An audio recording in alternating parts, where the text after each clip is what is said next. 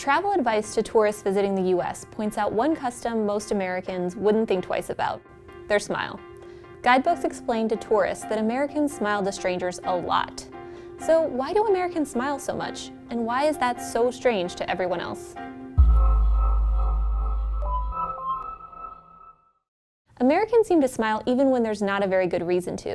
When you see an American smiling, they might be feeling happy, confident, or neutral. Sometimes it's just a polite way to make someone else feel comfortable. Think service with a smile. Here's your receipt. Thank you very much. In other countries, though, smiling for no reason can make you seem kind of dumb. One researcher found in countries like Japan, India, South Korea, and Russia, smiling faces were considered less intelligent than serious ones. His theory is that there's a connection between a country's level of instability and finding smiling stupid.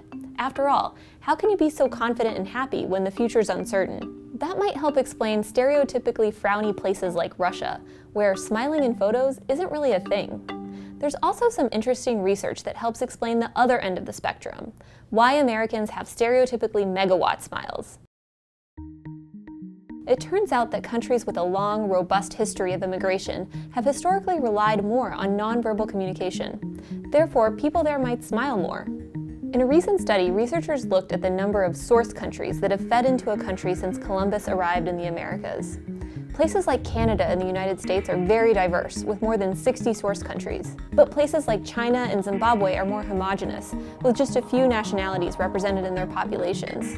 The authors found that emotional expressiveness was correlated with diversity. In other words, when there are a lot of immigrants around, you might have to smile more to build trust and cooperation, since you don't all speak the same language. But in the countries that are less diverse, people were more likely to smile to show they were superior to one another.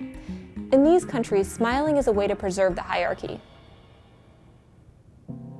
But Americans don't just smile more often, they also smile much more enthusiastically. For a study published last year, researchers compared the official photos of American and Chinese business and government leaders. After coding them according to their levels of facial muscle movement, they found that American leaders in all contexts were both more likely to smile and showed more excited smiles than the Chinese leaders did.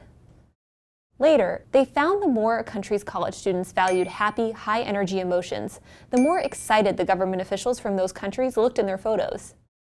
Cultural differences in smiling don't just confuse foreign tourists visiting the United States. They also come as a surprise for American companies doing business abroad. When McDonald's went to Russia in the 90s, they had to coach their employees on how to smile. But when Walmart opened stores in Germany, it had to tell its sales clerks to stop smiling at customers because some people saw it as flirting. In other words, the American smile is a product of its culture, and like any other product, we try to export it around the world. This is You Are Here, a new series about the science behind everyday life. Let us know what topics you want us to explore in the comments. I'm Olga Hazan. Thank you for watching.